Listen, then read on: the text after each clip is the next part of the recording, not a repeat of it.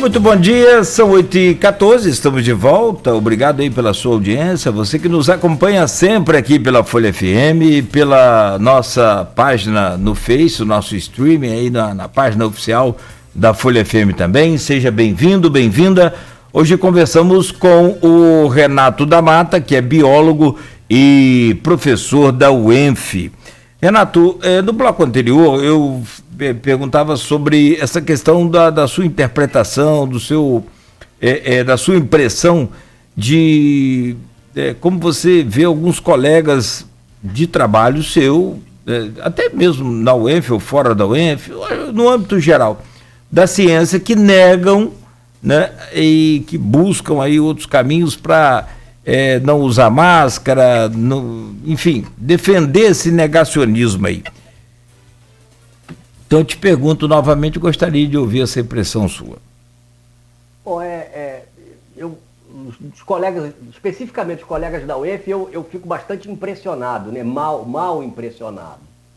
Como é que uma pessoa que fez mestrado e doutorado, né, que aí são pelo menos 6 anos de estudo, como é que essa pessoa que desenvolveu, né, uma pesquisa, né, experimental, como é que essa pessoa não acredita que existe um vírus no ar, que está super comprovado, e que não usa uma máscara, por exemplo, quando sai na rua.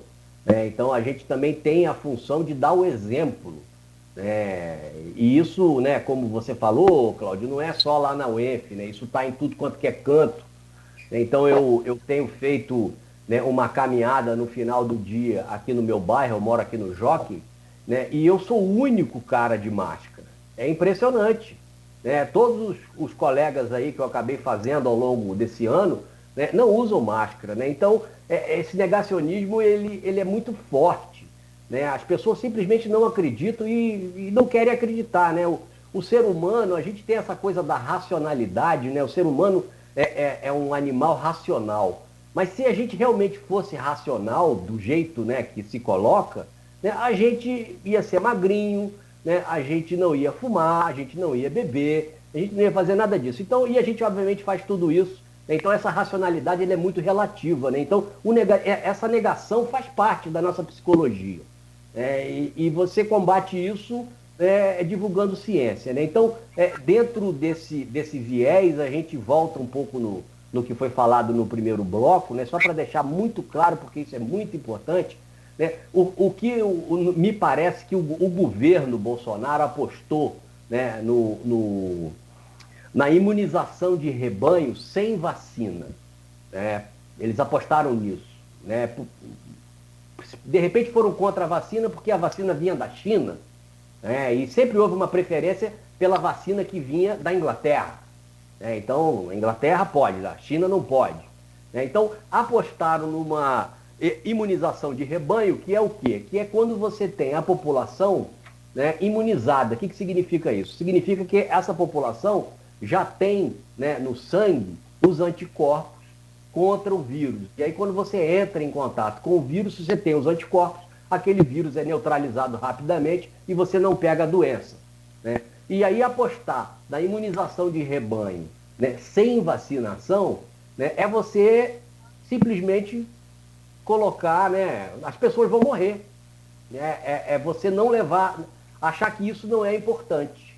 Né? E foi isso, quer dizer, então, se você tem a vacina, você evita as mortes. Se você não tem a vacina, as pessoas vão morrer. Uma porcentagem de pessoas vai morrer, que pode beirar até 10% da população. Então, apostaram muito alto, né, numa coisa que é um absurdo.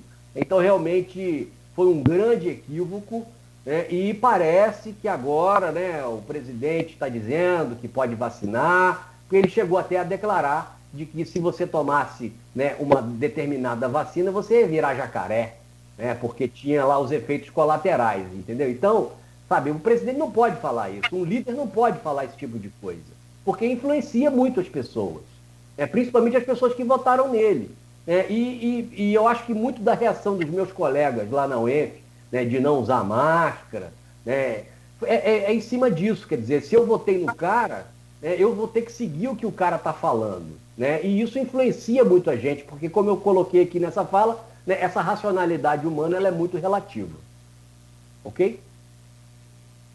Ok, tem várias perguntas e comentários aqui, mas até por solidariedade humana, eu queria fazer aqui, foi um dos primeiros comentários. O Luciano Freitas comenta aqui, está vendo pelo streaming do Facebook. Orem pela minha mãe, que está internada, entubada com Covid-19 na Beneficência Portuguesa. Luciano Freitas, cada um com a sua crença pessoal, mas sua mãe está aí nas minhas orações e do programa Quero Crer, cada um da sua maneira. Um pensamento positivo do Cláudio, do Renato, de todo mundo que está aqui assistindo a gente. Certamente. E eu estou sendo informado aqui por o Wellington Abreu, lá da Petróleo da Barra, é o homem do petróleo lá, sabe tudo de petróleo, é muito antenado com as mídias sociais, que está ocorrendo nesse presente momento. Cadê? Aqui achei. Não é nem o Wellington, não, perdão, Arnaldo Garcia, seu colega radialista, Nogueira. A Polícia Federal faz uma operação contra a fraude do recebimento de auxílio emergencial no estado do Rio de Janeiro. Os agentes estão na rua para cumprir 12 mandatos de prisão. As equipes estão na cidade de Cabo Frio, de Guaba Grande, região dos Lagos e Campos dos Goitacazes, no norte fluminense. Essa operação é desdobramento de uma outra que acontece simultaneamente no Mato Grosso. A gente que quer lucrar com isso realmente provar a culpa, né? Concluir o inquérito, o Ministério Público formular denúncia, a Justiça tornar réu, julgar e condenar no máximo rigor possível. Dito isso, Renato, os temas pré-pautados para esse bloco são as novas variantes do vírus, o ritmo lento de vacinação e a necessidade de restrição, a qual a senhora falou no bloco anterior. Você é um biólogo, é um cientista, professor da UENF, as novas variantes, porque eu perguntei ontem aqui, a quem está na ponta ali, também pessoas da ciência, a Patrícia Meirelles e ao Vitor Carneiro, médico do CCC, e ambos confirmaram, e o Nery Artigas também disse isso, especialistas do mundo todo estão dizendo, sobretudo brasileiros. O Brasil, você tem primeiro uma variante sul-africana, depois uma variante britânica e depois 3 brasileiras. A P1, que parece que nasceu em Manaus, a P2, que nasce no Rio, e a N9 no Nordeste. E todos os especialistas, inclusive, vou repetir aqui, os médicos do CCC que vieram aqui ontem, destacaram, o Nery Artigas também, médico infectologista, que são variantes que trazem comportamentos epidemiológicos e clínicos completamente diferentes da primeira onda do ano passado. Eu queria que você falasse um pouco sobre essas variantes. Ok, Luiz, as variantes realmente são extremamente preocupantes, né? E a vacinação lenta só atrapalha o processo. E também, né, amarrando um pouco com o que a gente falou no primeiro bloco, a questão do Brasil ser o epicentro, né, do mundo hoje, que significa que aqui é onde tem mais gente morrendo e mais gente com o vírus.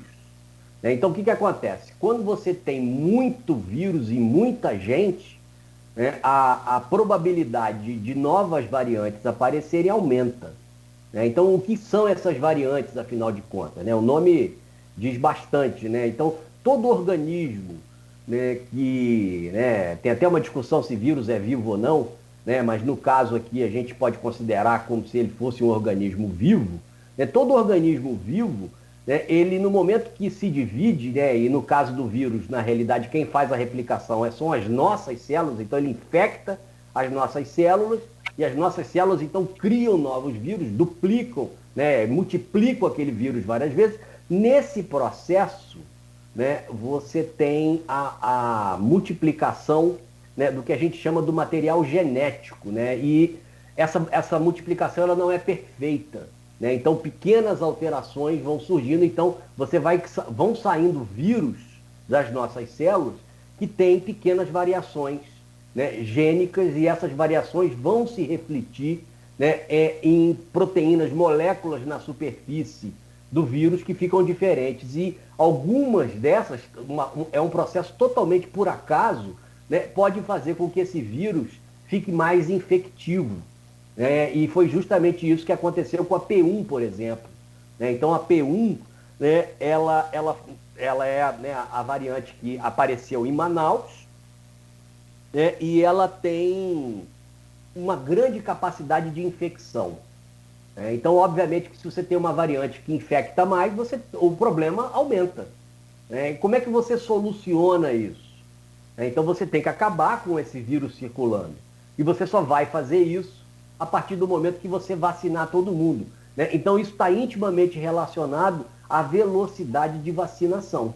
Então, quanto mais rápido você conseguir vacinar a população, né, você, né, faz isso num tempo menor, menos variantes você vai ter, né? Basicamente isso. Se você demora muito, né, e aí voltamos de novo, né, à hipótese de trabalho do governo Bolsonaro, que é imunização de rebanho com mortes, né, você vai ter o vírus infectando as pessoas durante um longo período. A chance de surgirem novas variantes é enorme. Inclusive, a variante pode ficar tão diferente que você tem que fazer uma nova vacina. Né? Então, as vacinas atuais, né, elas hoje em dia estão funcionando contra a variante. Essa é a notícia boa. Né? Mas, eventualmente, podemos ter uma variante que essas vacinas não vão funcionar tão bem. Né? E aí nós vamos precisar de novas vacinas. Então, a questão da variante é realmente muito preocupante. Né? E coloca uma questão também que a gente está longe de conseguir fazer, que é a chamada vigilância epidemiológica e, nesse caso, a chamada também vigilância genômica. O que significa isso?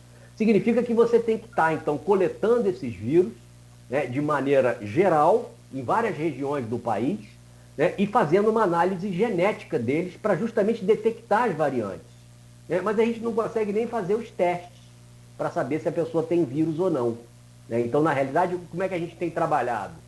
E aí os profissionais de saúde que tiveram no programa ontem, né, acho que colocaram muito bem. Então, na exaustão, eles trabalham com o paciente chega, né, então, com as manifestações clínicas da Covid, né, e aí você segue daí, porque o ideal seria fazer o quê? O teste. E aí, fazer o teste na população geral, aqueles 80% que são assintomáticos, né, eles espalham o vírus sem perceber. Né? Então, essas pessoas deveriam ser também analisadas. Isso seria o ideal. Foi feito, por exemplo, na Coreia do Sul.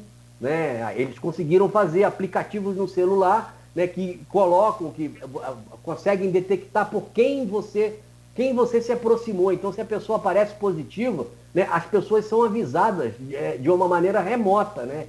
Então, infelizmente, é isso que a gente não está conseguindo fazer aqui no Brasil.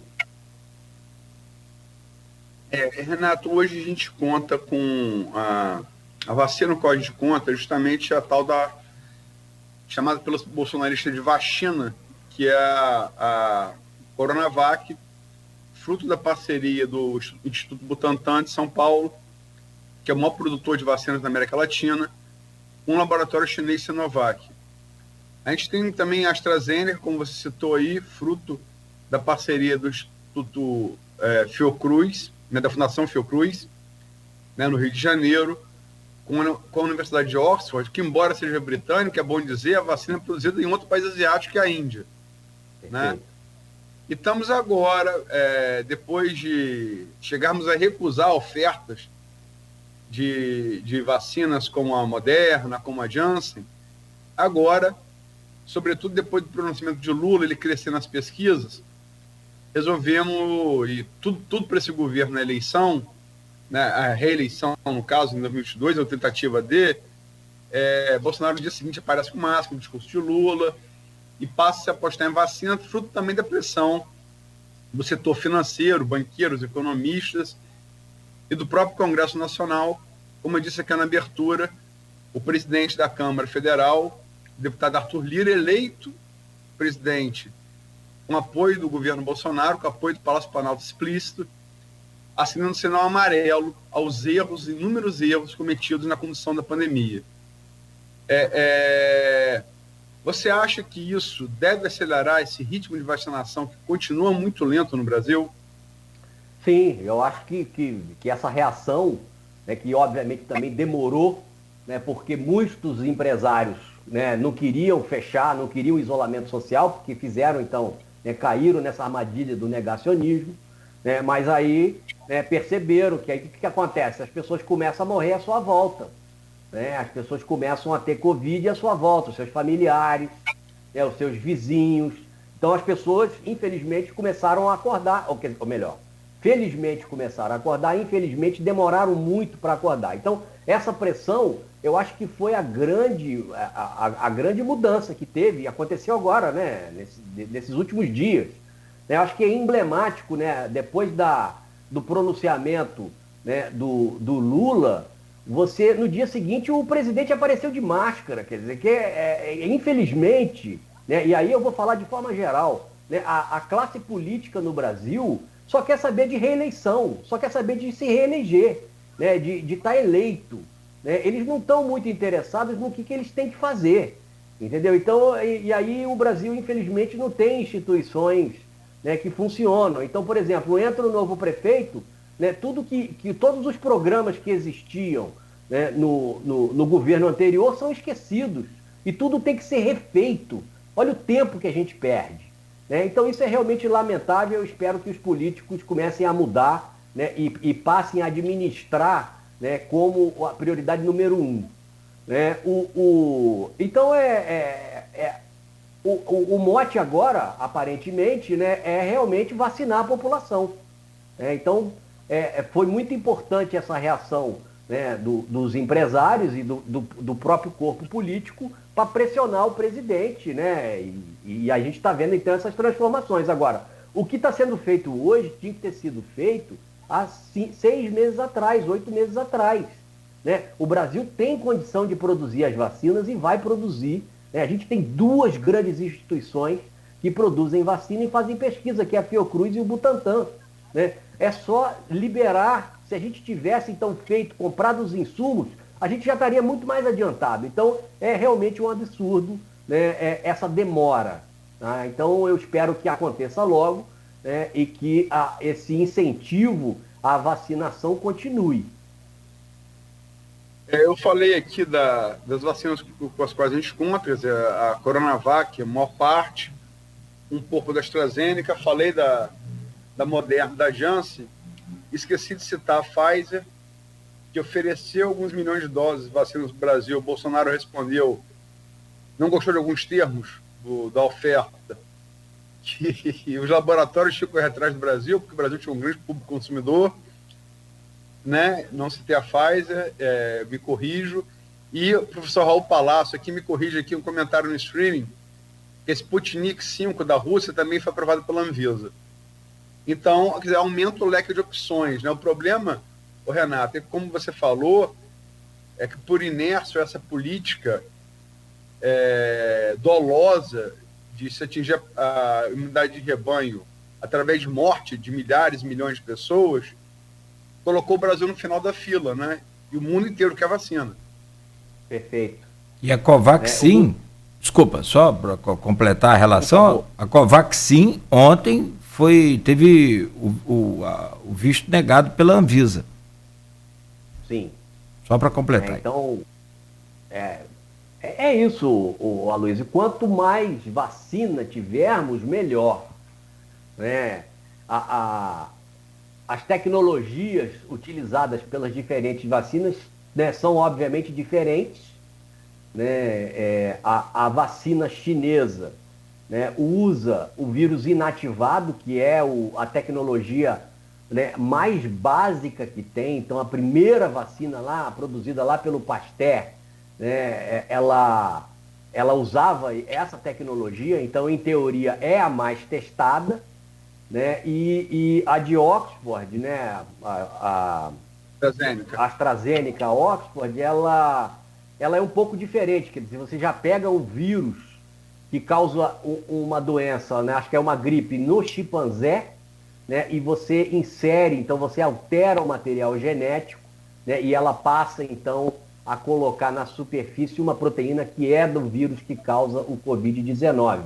Né? E o outro extremo disso, né, é a vacina da Pfizer, que na realidade não usa nada disso, a tecnologia é completamente nova, né, que você na realidade injeta um material genético. Né? Então, a grande vantagem dessa é que você pode mudar ela muito rápido, porque você só muda uma molécula, né, que é o RNA. Então, no final das contas, todas as vacinas vão ser importantes, obviamente que algumas vão imunizar mais e outras vão imunizar menos. A gente ainda está aí com os resultados da fase 3, entrando na fase 4, que é quando você começa a imunizar a população toda, e a gente só vai saber realmente qual é a mais eficiente depois, né, que muita gente tiver imunizada, né, daqui a, sei lá, 6 meses, 1 ano.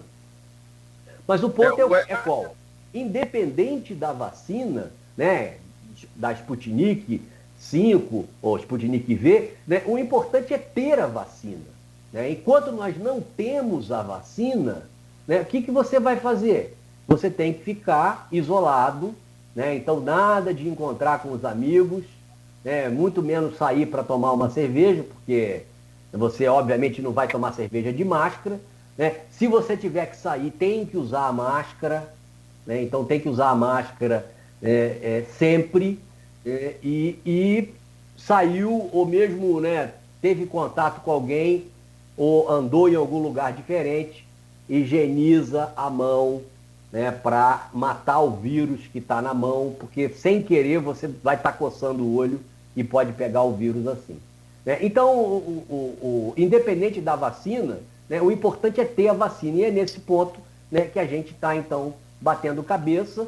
Né, a notícia aí do novo ministro, né, tentando trazer uma vacina que está lá nos Estados Unidos em estoque, que eles não estão usando, porque eles não têm a liberação da Anvisa deles, né, me pareceu ser a melhor notícia, né, desse governo, né, desse novo ministro. Pô, finalmente, né, estão realmente fazendo alguma coisa que vai ajudar. Né? Então traz o máximo de vacinas que a gente tiver, né, e que a gente consiga logo, né, ter os insumos para produzir as vacinas aqui no Brasil. Eu tenho certeza, né, que depois que todo mundo no Brasil tiver vacinado, né, a gente tem que vacinar o pessoal dos países pobres, porque senão, né, é o mesmo problema, o vírus vai ficar circulando no globo, né, e as pessoas andam de avião. Né, então daqui a pouco o vírus vai voltar, então não vai ter jeito. E aí eu tenho certeza que o Brasil vai fazer um trabalho, ou pelo menos tem um potencial enorme para fazer um trabalho importante para vacinar, né, esses países mais pobres, né, como, por exemplo, né, da América Central né, da própria América Latina como um todo e do continente africano.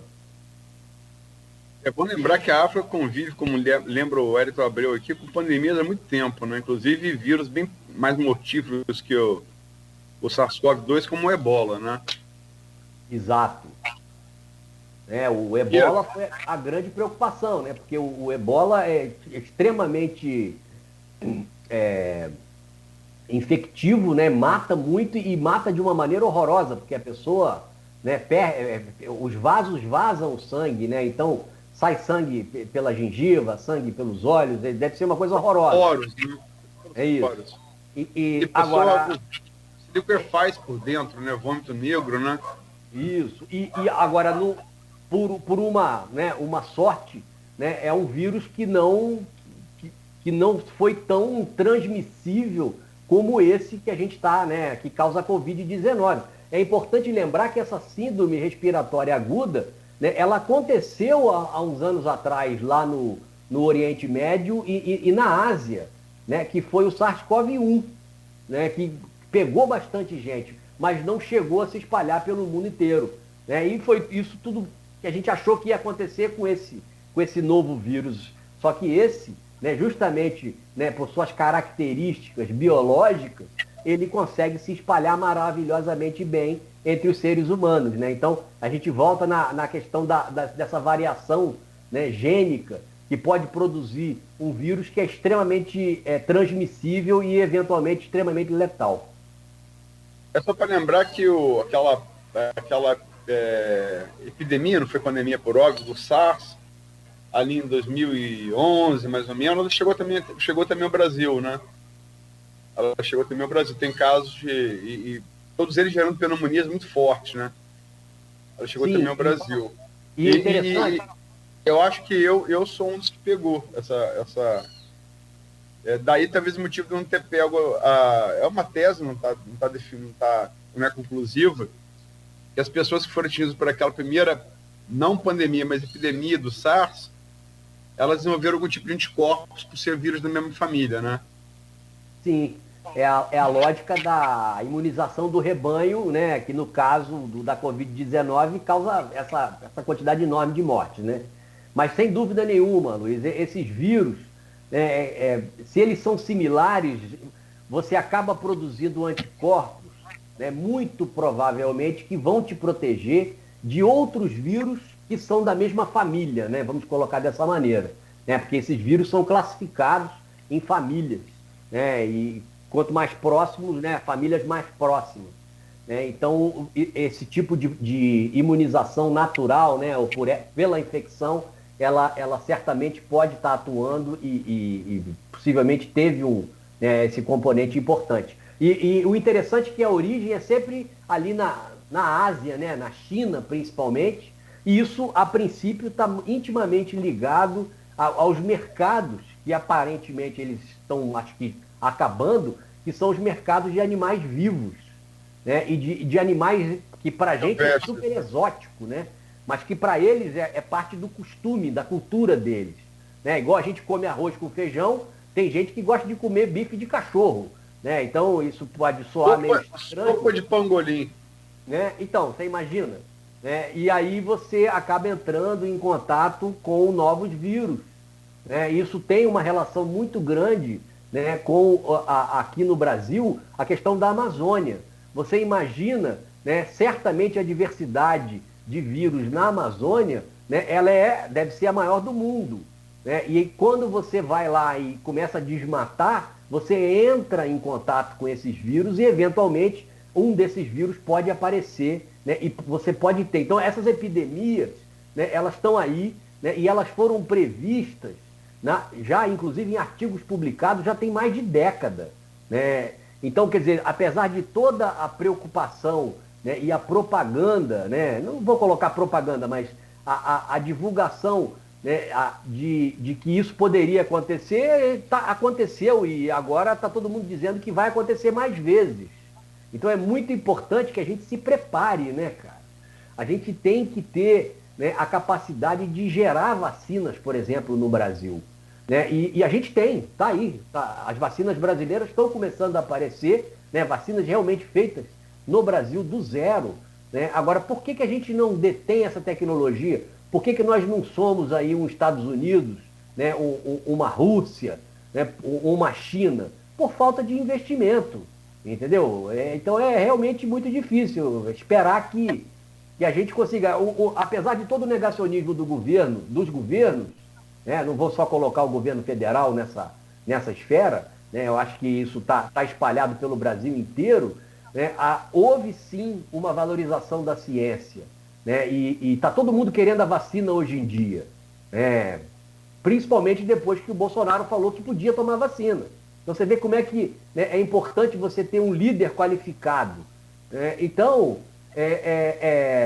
isso, tem que ter mais investimento em ciência, tem que ter mais investimento, né, nessas instituições, né, que podem salvar a população brasileira. 8h42, fazer o último intervalo, que passo bem do tempo de fechar esse bloco. Vamos lá, Nogueira? Vamos lá. Olha, nós já conversamos tanto aqui nesse um ano, e ainda acho, né, que é pouco, claro, sempre que puder a gente vai conversar mais com os especialistas, mas eu já até decorei. Desculpa, Luiz. Não, se for fazer perguntas... Não vou fazer não, só vou colocar umas datas aqui, uns nomes, depois a gente comenta, até no próximo bloco, se for necessário. O SARS-CoV surgiu em 2002, depois em 2012 veio o MERS, que é a Síndrome Respiratória Aguda do Oriente Médio, e agora em 2019 para 2020 o SARS-CoV-2, que é a nossa A nossa não, essa Covid-19. Então, assim, só colocando essas datas aí e depois confirmando com o professor se está correta essa mudança. E como ele disse aí... 2021, aí sim as nossas, né? P1, P2 e N9. Aí essa variante, essas variantes, né? Verdade. Essas usam camisa do CBF amarela, igual o manifestante Bolsonaro em passeata pela intervenção militar. Exatamente. Infelizmente. Lembrei daquele pessoal da vacina, fazendo aquele protesto contra o cara querendo vacinar e o pessoal correndo da vacina. Olha, rapaz, é terrível, infelizmente. 8h44, pena que vidas, né, estão em jogo aí. Vamos ao intervalo. Oferecimento dos laboratórios Plínio Bacelar, Clínica Proteus e de Dumas Baterias. Voltamos em instantes.